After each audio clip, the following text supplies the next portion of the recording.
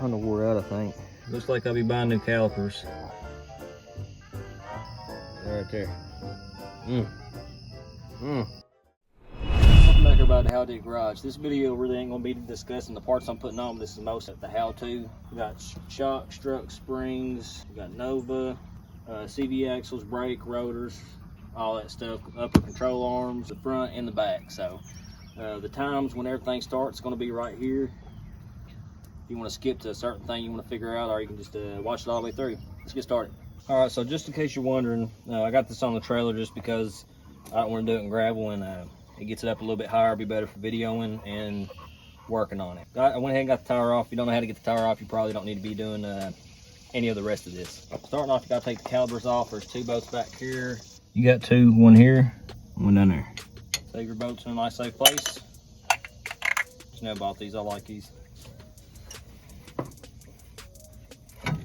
It'd be ideal to get you a zip tie or hang this up to keep the pressure off that hose. All these are Harbor Freight. I just said I know one day I want to name me some good old zip ties. I'd probably go underneath that, but this is mine, so I don't care. I can do what I want to.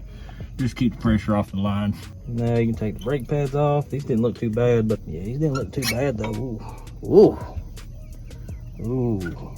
Now you gotta take this bracket off, which will be two bolts on the back. Here and down there. Looks like an 18mm fits it. So after you get the brake caliper bracket off, you get your rotor off, you gotta get this off. And whoever had this before me stripped it out. I'm gonna have to improvise.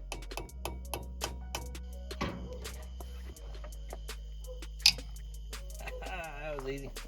Rotor off. And the rest will drop out. Once you get the cover off, 36mm. Dead blow or rubber mallet, nice and loose. Get the hub off. 3 bolts holding on. There's one there, there. Go to the other side, down there, right there. And they are 15mm. Once you get the bolts loosened up, which was extremely tight, you can go ahead and start hitting on this rubber mallet, dead blow.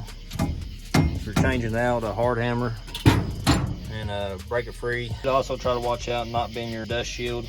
You need to put that back on there. Also, you might want to check your new wheel hub. Figure out if it comes with or without the speed hub sensor. If it doesn't come with it, you got to disconnect it right here with the Allen head. Disconnect it right there. Or if it comes with it, you can just disconnect it up here. Beat on this side. Got this side out a little bit, and with that crack, I got this wedged in there, and I beat on it to pull that side out. Now it's pretty much broke loose. Screwdriver, or pry bar in my case. The new one comes with a whole new piece on it anyways. Get your dust cover, save it, put it to the side. Ball joint off, and the tie rod end. Tie rod end bolt's 13/16. Bolt back on there. Right now would be a good time to do it. I'm just not doing it yet. I'm using 18mm, it fits on.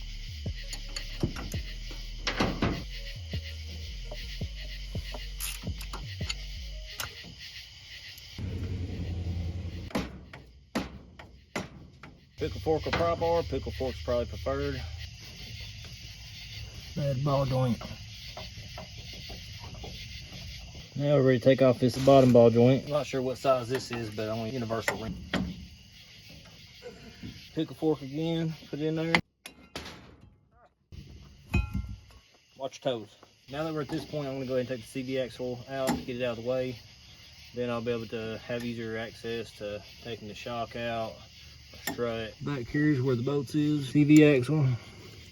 They're 15mm. I'm just going to spin it around a little bit at a time with the impact and take it off from this side of the way.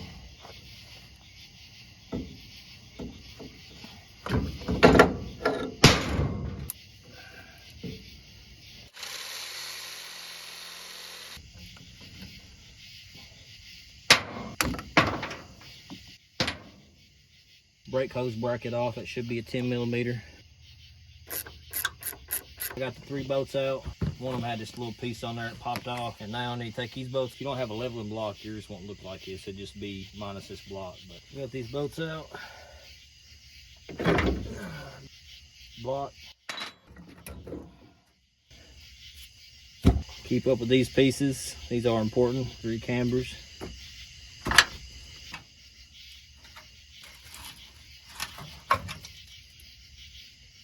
Finally got it out. Took a lot of heating up around here, and then figuring out how to work this the right way. I had this directly on top of the old ball joint was in there like that. Had a sleeve on it. Cup in there with the hoe. Screwed it down in there until it wouldn't go no more with the impact or with the wrench. And once I got this all the way tight, I started heating it up. Then I used the hammer, started hitting on the top of it to give it that jar. It kind of broke loose, and then I finished it up with the impact. That's why the sponsor of our video, no, I'm just kidding, this ain't sponsor, but anti-seize is a lifesaver. I'm hoping I don't have to change the ball joints on this for a long time, but when I do, I don't want to have to go through this, or at least I'm going to take measures to try to prevent it. I didn't think about this before, but it's a lot easier if you put this on before you do the strut. I didn't think nothing about it until it's too late. Now, I'm gonna put everything back in there. Whenever you do, make sure this is inside this groove on both sides. On the outside of each one of them, there's a little plastic piece that's drove in there to mark where the camber's set at. Make sure it goes in that hole. But whenever you do this, you want to make sure you go get everything aligned, because everything's out of whack now because you messed with everything. And I'm not going to tighten up the bolts yet. What I'm going to do is I'm going to wait until I get everything back on there, the wheels on it, set it back on the ground, let it have, you know, be underneath load, and that's going to set where each are going to be at, and then I'll tighten it up. But of course, whenever you go take it to get a line, they're going to have to mess with all that anyways. It's better just to wait until you get it on the ground and have it at its ride height. I got a question for y'all while I'm tightening up these 4 feet long bolts. Y'all prefer music playing when I'm doing this, or would y'all just like it to be quiet and just me talking? I'm just curious. Comment below. So I got it tightened up where it's kind of catching, but not really. You can still move freely, but it ain't extremely loose. My video stopped recording during this step because my phone ran out of storage, and I had to delete a bunch of stuff. The strut, that's angled. So let's just say this is the outside. It bevels down towards the outside. Then you get you a compressor like this. I don't know, they might sell more, but this is the one I got from Harbor Freight. Put it on here, press it down. Take that bolt off of it with it compressed. Then you can get your cap bushing tower thing. It has the 3 bolts on it. Take it off. And a good thing to do is to mark where it's at in correlation with this spring end and the cap to the actual spring, or the actual shock, because it does have to be lined up right for the 3 hoses to go in place correctly, and for these 2 hoses to mount correct. Now, if you put it back on there, just make sure you, or when you take it off, remember to mark at. Now we're ready to put this in there. Second time.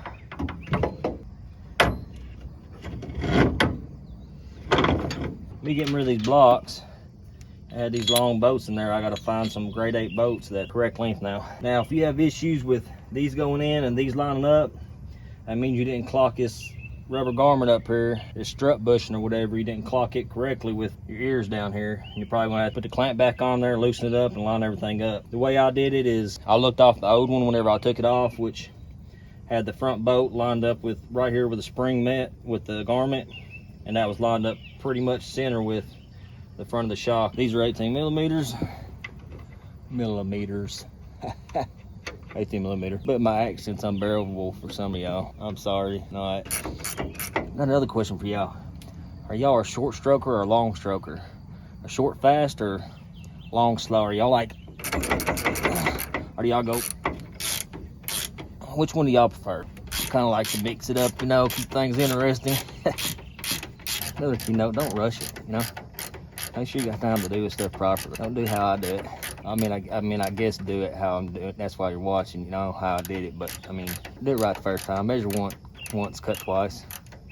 Oh, no, my bad. Measure twice, cut once. One of the 2. You'll figure it out. The other one was like that, but that needs to be bent out.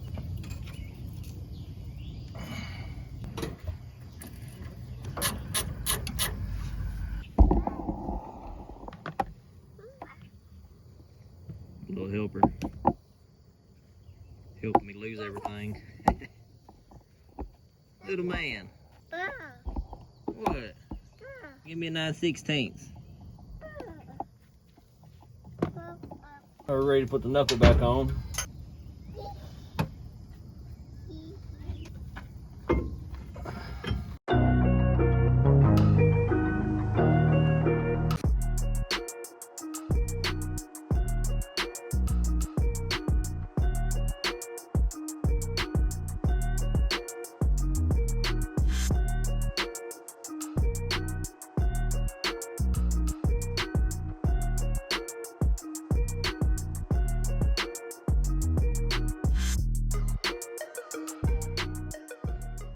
So I got the bolts tightened down on the upper control arm, tie rod in, and the lower ball joint.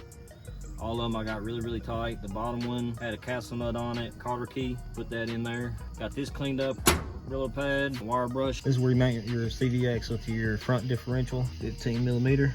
You don't want to get it with the impact and extension from the front. After you tighten those up, make sure you go in a star pattern, kind of like you do lug nuts, or just like you will do your lug nuts. There. Make sure you don't forget this, like I did. I say it's a bad idea, but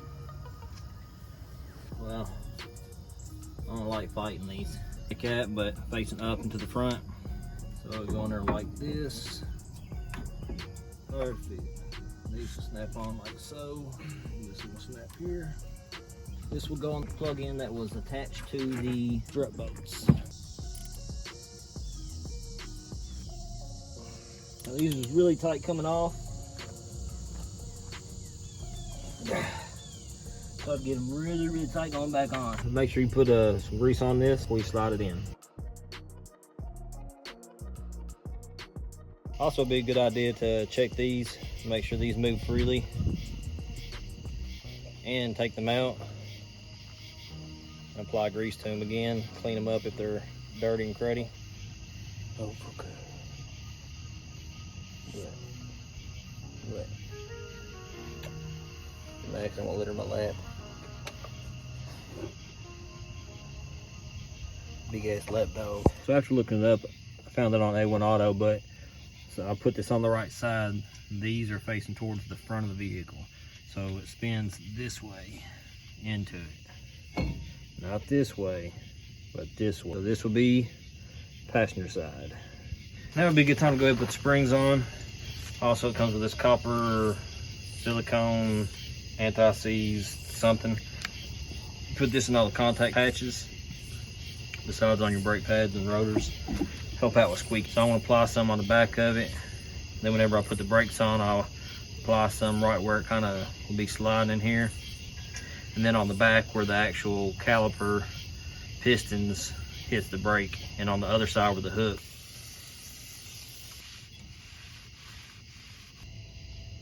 Something I didn't realize till it was too late, but there is a front and a back. I didn't pay attention to the old ones that I took off and I threw them away. But when I was putting these on, the ones on the outside on the passenger and driver's side has this cut in it. The back side, it's flat all the way down. Something to remember so you don't do what I did.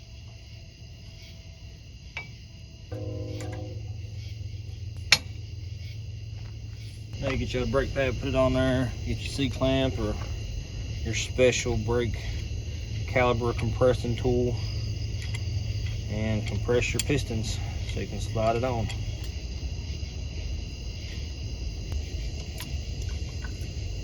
Kind of cleaning up the contact surface to make it nice and smooth, hopefully prevent from squeaking. Make sure you don't got your brake hose twisted up and binded up.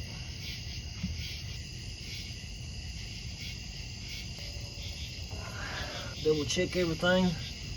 Everything looks good. It's taking forever. It's hot out here. That would be a good time too to push your brake rotor up against the hub and make sure that your brake guard didn't get bent in the removal of the hub. Now it looks to be clear. Now I need to put the Swaybar links on there. I mean, it's pretty basic. I cut the old ones off. I'll sandwich this piece into here, put that top bushing in there, put the bolt through it, and then put the bottom bushing on there with the bolt. Pretty basic. So I had issues with the stuff I ordered off Amazon, so I had to go to AutoZone. That's why it's already halfway taken apart. But first, you get the drum off, of course, after the wheel. There's some pusher bolts right here. I used 3/8 on it. Push that off. Once you get it off, you'll take a spring that's clipped into here, and on this piece right here off. Then you'll get this piece and get it off. Then this pusher bar right here is in between there. Unscrew it or whatnot and get it off. Left hand thread. Then you got this clip, and this clip you pull off. E-brake, spin it around like that. The wire goes through here. What I do is you can push in on that. If you're doing that, you'll push that cable down, that little clip. That'll allow you to pull it off like that. Now me, I want to go ahead and replace my calipers, or it's a star bolt, but I'm using a 1/4 inch socket that fits on there. 2 bolts in the back, goes into here. Then you gotta disconnect the hose. I got those loosened up. Now I'm gonna go ahead and get that hose off. Finish taking the bolts out. It'd be a good idea to go ahead and put some brake fluid in here to kind of fill up this cavity and let the air get out before you put it on. Anti-seize or something with it. I'm using anti-seize. Not a whole bunch, but just enough to make it move easily. So I'm gonna reapply some there, here, here, and up here. Same way it came off, flip upside down. Push it in there. Slide back here to the back. Deal to get some vice grips. Pull this all the way out. Clip this on the back. Keep this from going back when you start sliding the spring on. Push this on like this. Get that push back in there. You might have to fight it too. Put this back into place. Process, my clip fell off. Put that back in there. A little groove that it goes to at the bottom on this side of the spring. The ideal not to get your greasy hands on the brake pads. This thing's fighting me the whole way. Also be a good idea to clean that out, put some anti-seize in it. There's also a certain way that this clip right here goes in there. Big sides on this cutout, little sides on this little cutout there. This clip right back in here.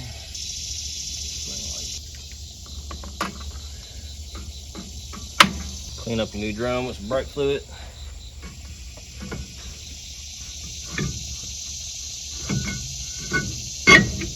Oh my goodness.